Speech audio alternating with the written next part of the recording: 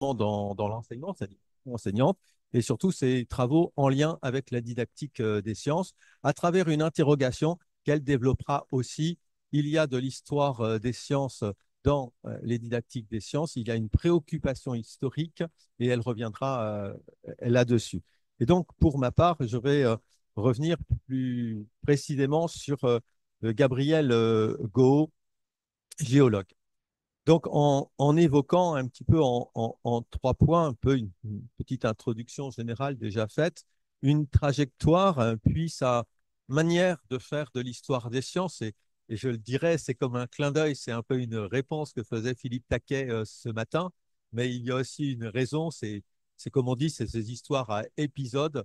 Lors de l'hommage rendu à Jean Gaudin, nous avions déjà discuté, et Gabriel, ici, avait échangé avec Philippe Taquet sur au moins deux manières de faire de l'histoire des sciences, ce qui résonnait avec la manière qu'avait Hélène Berger. Et donc, on arrive à ces trois manières, peut-être on peut en trouver d'autres, de faire de l'histoire des sciences. Donc, trajectoire, sa manière de faire de l'histoire des sciences, et puis très rapidement, euh, ses apports en géologie. Très rapidement, non pas parce qu'on ne pourrait pas y passer une journée d'études sur ses apports, mais que justement, comme il y a beaucoup de publications, ce serait faire un choix qui effectivement me serait très personnel de focaliser sur tel ouvrage plutôt que tel autre. Donc, si je reprends pour ma présentation, Gabriel était un enseignant de sciences naturelles. Il exerça toute sa carrière au lycée Janson de Sailly à Paris. Gabriel était un rationaliste, membre de l'Union rationaliste où il milita toute sa vie et publia plus de 140 articles et analyses d'ouvrages dans la revue Raison Présente qu'il avait contribué à fonder.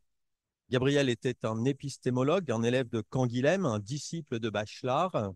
Gabriel était un historien de la géologie, un membre fondateur du Comité français d'histoire de la géologie, et il en fut son président durant 20 ans. Et Gabriel était, je pourrais continuer.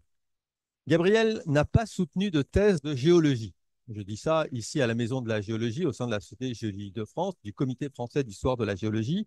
Gabriel n'a pas soutenu de thèse de géologie, mais pour se présenter à l'agrégation de sciences naturelles qu'il obtint en 1959, c'est sur la tectonique de la région de Vence, le Baou de Saint-Janet, pour ceux qui connaissent les préalpes de Grasse, toute la partie nord-ouest de la carte de Nice, il orienta son mémoire de diplôme d'études supérieures en 1958. Le sujet lui avait été proposé par Jacques Bourcard, qui venait de succéder en 1955 à Léon Lutot, à la chaire de géographie physique et de géologie dynamique de la Sorbonne. La thèse de Lutot, soutenue en 1924, était titrée Études tectoniques et morphologiques de la Provence cristalline. Allez savoir pourquoi, mais c'est vrai que Gabriel a souvent dit qu'il était élève de ou il se référait à son maître Lutot. À son maître Lutot, l'homme de la Provence cristalline, alors que c'est Bourcard qui encadrait son diplôme d'études supérieures. Étudiant en DEA, je souhaitais concilier mon intérêt pour la géologie et les questions de didactique des sciences de la Terre. Mon DEA était en didactique des sciences. Et sur les conseils de Guy Rumlar, je suis allé solliciter Gabriel pour mon sujet. On m'avait donné la part d'interprétation dans la carte géologique. Alors, Gabriel m'a proposé d'examiner les controverses historiques autour de l'établissement de la carte géologique de Nice au 1,80 000. C'était un exemple très intéressant. Effectivement, la carte géologique de Nice au 1,80 000 a eu trois éditions successives. La première en 1902, elle était confiée à Léon Bertrand et à Philippe Surcher. Mais en fait, on l'a confiée à Surcher parce que Guébard avait déjà commencé la carte, mais lorsqu'il a remis sa carte, le service de la carte géologique a jugé que les interprétations étaient trop personnelles. Donc, il fallait les reprendre. En gros, la première carte de 1902, c'était une carte qui corrigeait les erreurs de Guébard dans sa lecture du terrain. En 1900, 39, si je ne m'abuse. Voilà, la deuxième édition, celle de Léon Bertrand. Léon Bertrand qui a déjà écrit la première édition et qui, lors de la deuxième édition, en vient donc à corriger ce qu'il n'avait pas fait dans la première édition, donc à corriger les erreurs de Zurcher. Et la troisième édition, publiée en 1965, dirigée par Jean Gogel, qui viendra corriger les erreurs qu'avait fait Bertrand sur la même carte. Donc, on avait là un matériel intéressant. Alors, Jean Gogel, en 1937, avait soutenu sa thèse de doctorat sur la description tectonique de la bordure des Alpes de la Bléone au Var. On avait donc ici un exemple, le même lieu, trois cartes successives au 1,80 millième, ce qui n'est pas courant pour les cartes au 1,80 millième. Gabriel me confiait un travail d'histoire de la géologie sur un terrain qu'il avait déjà parcouru. Ce sujet et nos échanges me firent l'année suivante orienter ma thèse de didactique des sciences vers l'histoire et l'épistémologie de la géologie et donc à donner une impulsion en quelque sorte particulière.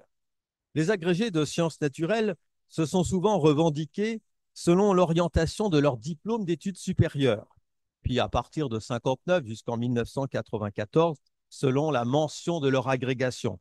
Ils se revendiquaient comme biologistes ou géologues, manière peut-être de ne pas se fermer la porte vers un doctorat dans ces disciplines. La thèse d'État de Gabriel en 1983 a pris pourtant une autre orientation.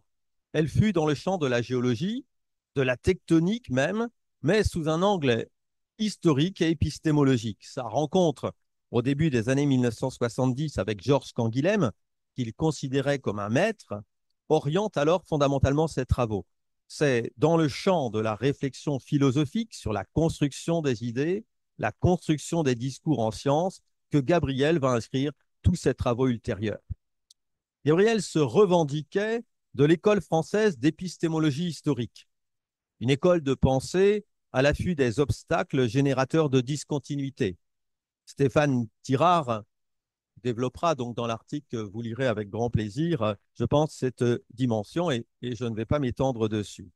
Naturaliste de formation, Gabriel s'intéressait aussi bien aux sciences du vivant qu'aux sciences de la Terre. Et il publia dans ces deux directions, sous un angle historique, celui dont je vais causer, mais aussi sous un angle pédagogique, et Denise l'évoquera. Mais c'est à l'histoire de la géologie qu'il consacre son travail de recherche initiale.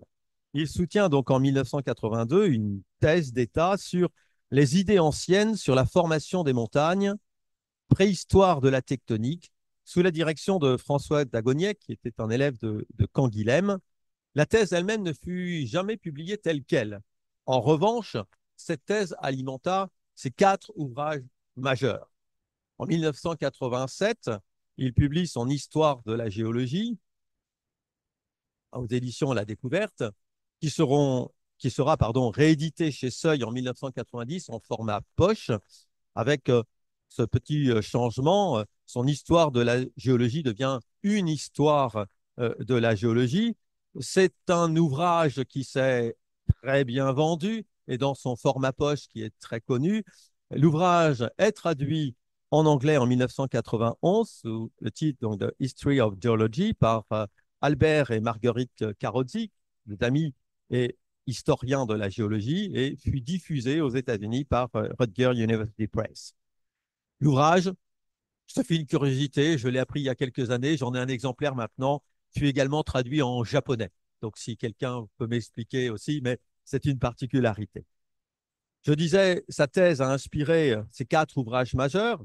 Donc cet ouvrage, Histoire de la géologie, l'ouvrage de 1990, Les sciences de la Terre au XVIIe et XVIIIe siècle, Naissance de la géologie, paru chez Albin Michel dans la collection L'évolution de l'humanité, et qui fut réédité en 2014. En 2003 également, Naissance de la géologie historique, dont je reparlerai, reprend là aussi une partie d'idées qui étaient déjà présentes dans sa thèse. Et l'ouvrage de 2010, Histoire de la tectonique, des spéculations sur les montagnes à la tectonique des plaques, s'inscrit complètement dans sa thèse, puisqu'il y donne une dimension ici en allant chercher un ancrage dans l'Antiquité. Il se projette jusqu'à la tectonique des plaques de l'autre côté. J'en dirai un mot. Cet intérêt combiné pour la géologie et son histoire le conduit dès 1976 à rejoindre François Ellenberger et à participer à la fondation du COFRIGEO. Il lui succéda, je rappelle, à la présidence en 1996 et la confia 20 ans plus tard à Philippe Taquet. 20 ans, c'était le temps que Ellenberger aussi avait assuré la présidence du comité. Ces ouvrages et ces nombreuses publications dans les travaux du COFRIGEO, commençons par le COFRIGEO, j'y ai trouvé 42 publications, dont 13 analyses d'ouvrages, dans la revue d'histoire des sciences, ou dans un article paru l'an dernier sur l'histoire de cette revue d'histoire des sciences, je notais que Gabriel a concouru ici à diffuser les travaux du Cofrigéo via la revue d'histoire des sciences, bien au-delà du cercle restreint du Cofrigéo. Dans la revue d'histoire des sciences, il a publié 2 articles, mais il a publié aussi un certain nombre d'analyses d'ouvrages. Dans Raison présente, cette revue de l'Union naturelle rationaliste, il a publié 147 publications de 1967 à 2013, si je me fie à la base de données Percé. Mais dans ces publications, on trouve plus d'une douzaine d'articles, surtout des analyses d'ouvrages qui portent directement sur l'histoire de la géologie. Dans Aster, mais Denise nous en reparlera, où il a publié de 1987 à 1995 4 articles. Et puis dans les cahiers François Viette, cahiers publiés par le laboratoire Centre François Viette de Nantes, laboratoire de recherche où il fut rattaché par la suite. L'ensemble de ces publications, quand on additionne, quand on regarde les titres, traduisent son intérêt, son implication soutenue et continue dans le développement et la diffusion, développement de la recherche et la diffusion de cette recherche en histoire de la géologie vers divers publics. Gabriel avait à la fois le souci d'écrire pour partager avec d'autres chercheurs, être dans cette publication destinée à d'autres chercheurs, mais aussi le souci de faire connaître au-delà de ce cercle restreint les travaux conduits en histoire de la géologie. Son travail d'historien de la géologie fut salué en 1994 par la Société géologique de France, qui lui décerna le prix Eugène Weckmann. Ce prix est décerné depuis 1984. Le premier titulaire de ce prix fut François Ellenberger. Le deuxième titulaire du prix fut Gabriel Gau. En 2010, la Société géologique des États-Unis, la Geological Society of America, lui a décerné son prix Mary Collins Rabbit, qui est le prix d'histoire des sciences de la Geological Society. Ellenberger avait obtenu ce prix en 1994. Gabriel était le deuxième à obtenir ce prix de la Geological Society. Gabriel a également publié des articles tournés vers l'enseignement secondaire dans la revue de l'Association des professeurs de biologie et géologie, la PBG. Il fut, comme je l'ai rappelé, professeur de sciences naturelles toute sa carrière au lycée Janson de Sailly à Paris. Il fut membre de l'Union des naturalistes, cette fois-ci, qui devint donc la PBG en 1965. Il s'est engagé dès les années 1960 dans la publication d'ouvrages scolaires chez Hatier, sous la direction de Marcel Auria, un autre personnage majeur de cette union des naturalistes.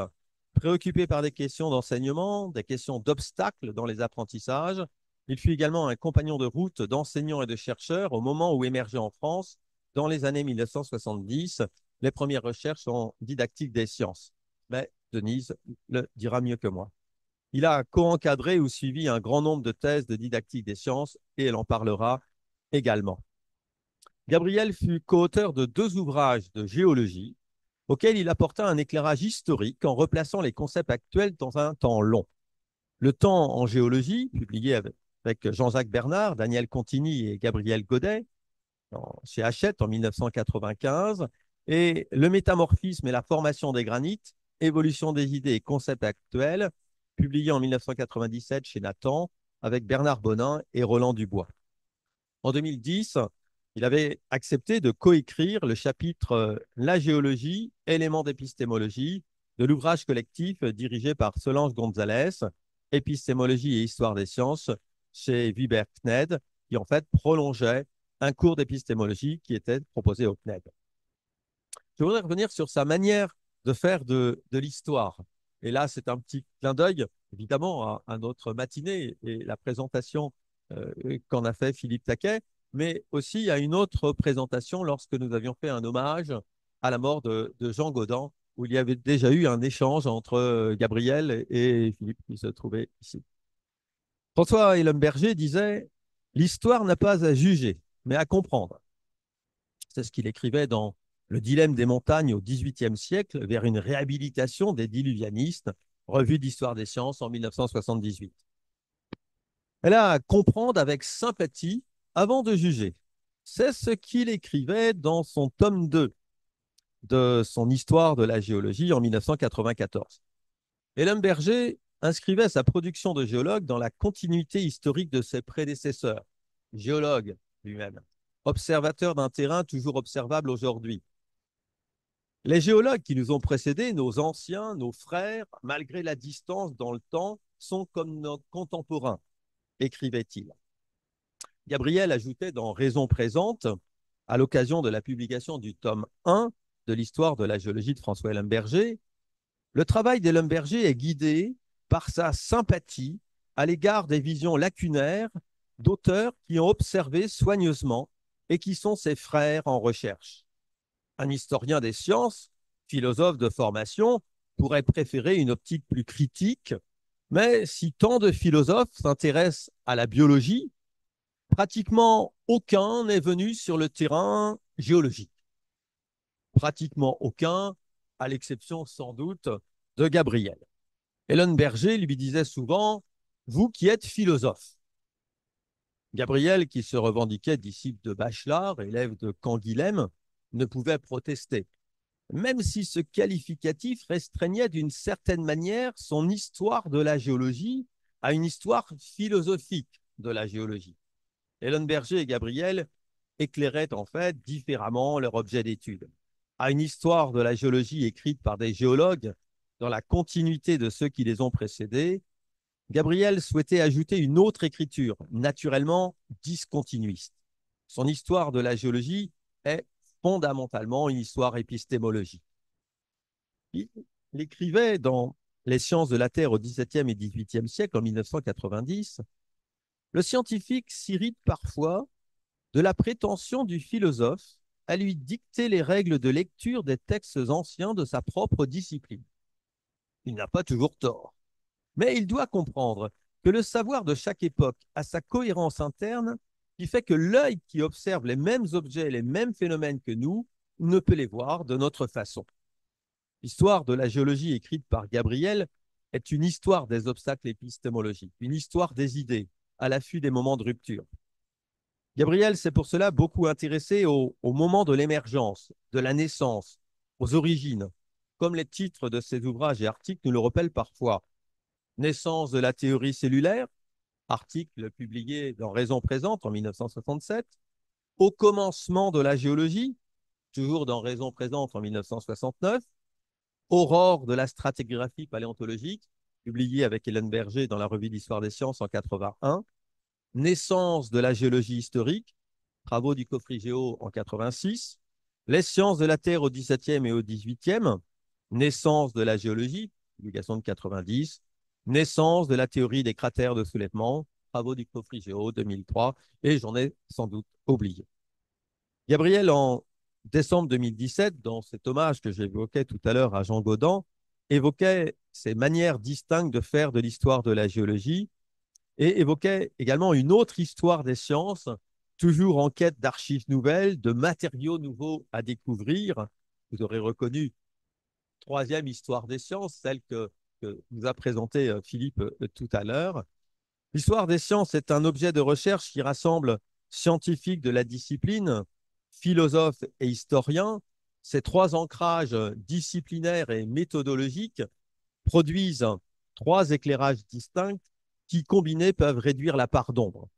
Gabriel écrivait en 1990 « Il n'existe pas en France de formation spécialisée en histoire des sciences.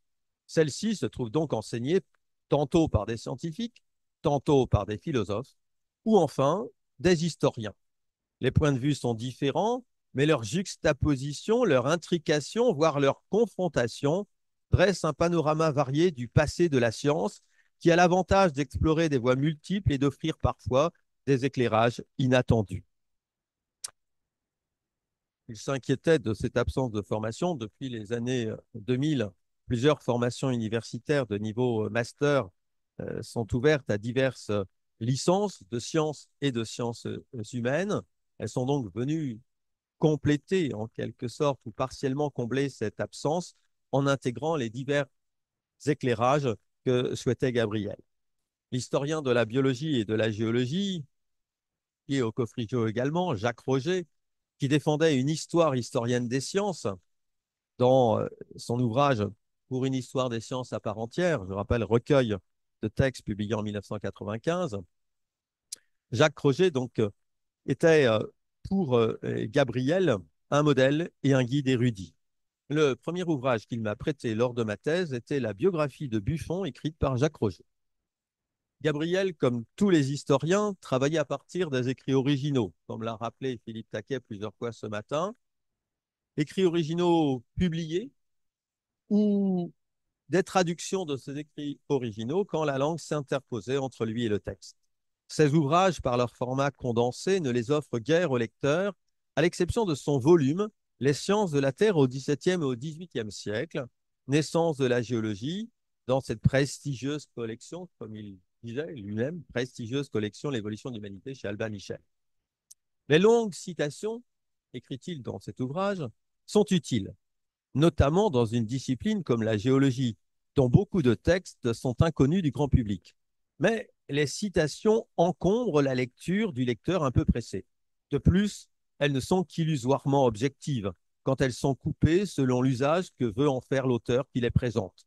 Aussi, avons-nous pensé qu'il était plus judicieux de fournir des extraits originaux en fin de chapitre. Les dimensions de cet ouvrage permettent de suivre la pensée de l'auteur cité. Ce texte s'efforce de donner au lecteur la possibilité de juger par lui-même ce que l'auteur a pu comprendre dans les ouvrages qu'il a consultés.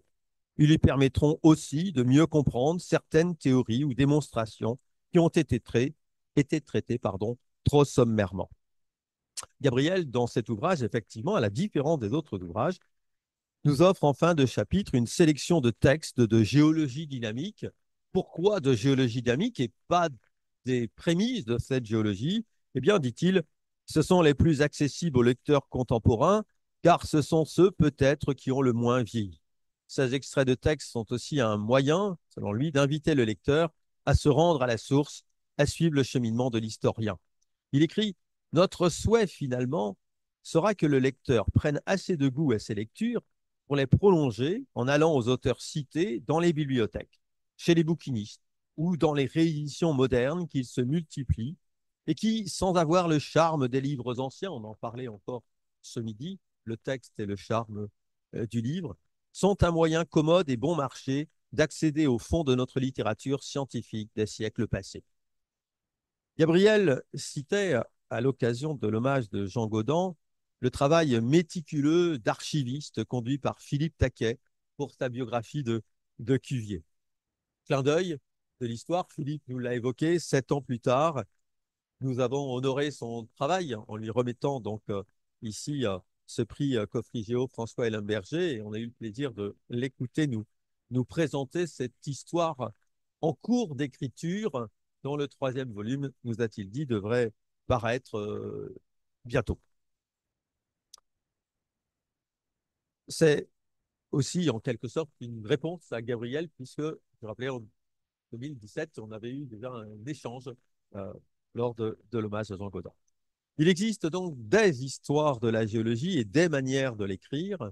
Le Coffrigéo, depuis sa création, a été un lieu d'échange et de confrontation des regards au service d'un réexamen des thèses et des idées anciennes en géologie, et Gabriel y a grandement contribué.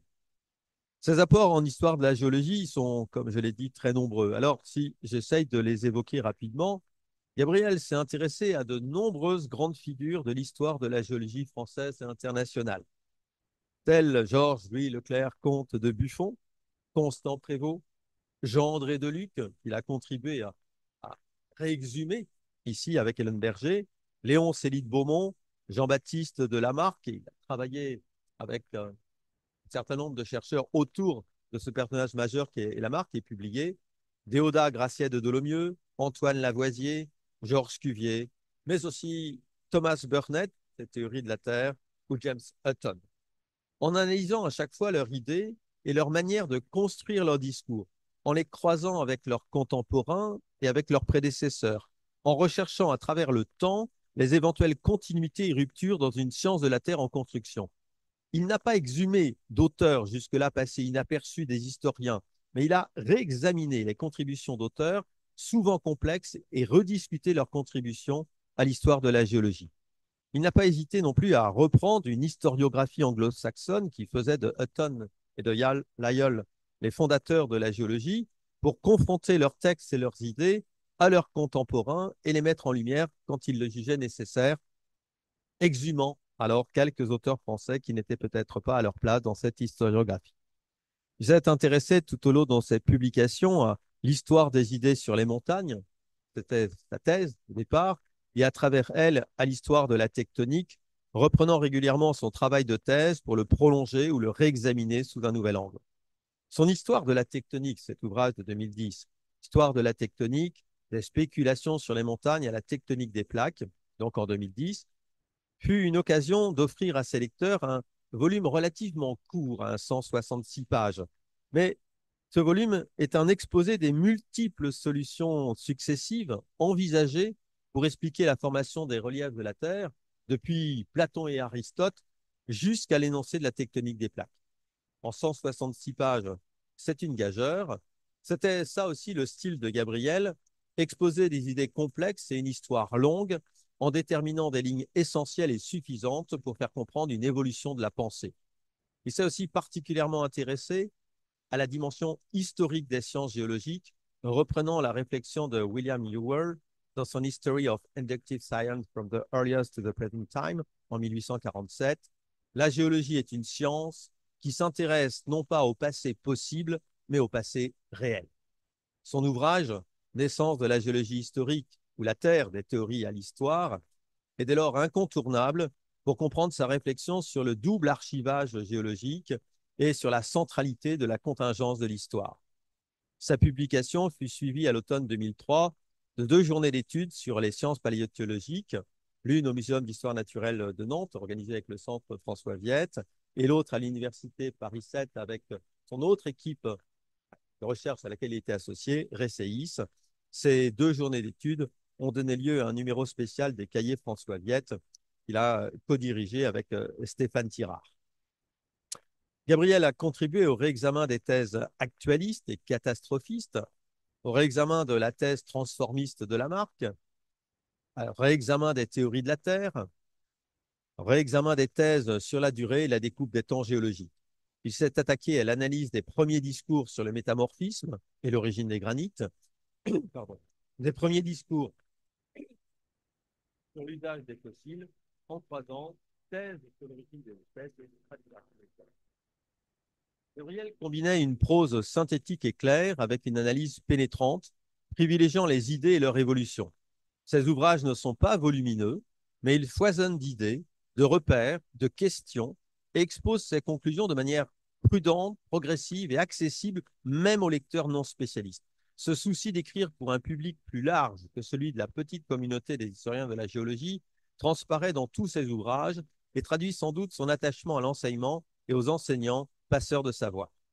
Le succès de son histoire de la géologie, aussi bien auprès des enseignants et étudiants français que des historiens des sciences anglophones, confirme la justesse, je pense, de ce choix. Gabriel, par ses articles et ses analyses d'ouvrages, a contribué également à diffuser en France les travaux nombreux d'historiens de la géologie de langue anglaise.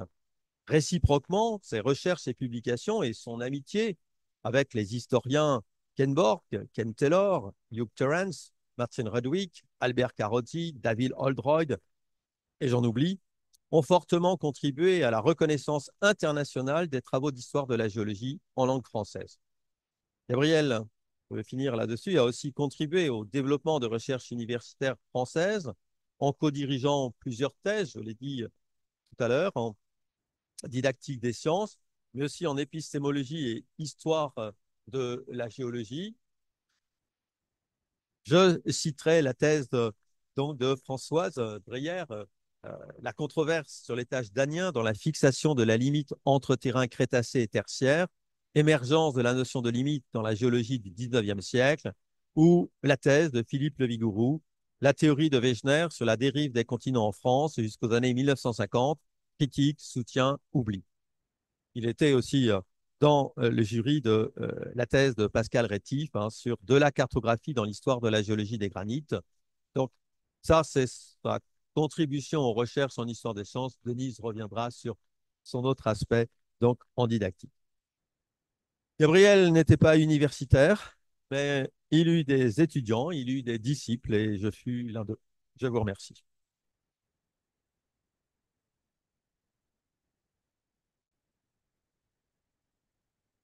On a prévu d'enchaîner donc directement avec Denise et puis de prendre un petit temps après collectif pour évoquer, échanger autour de sa contribution.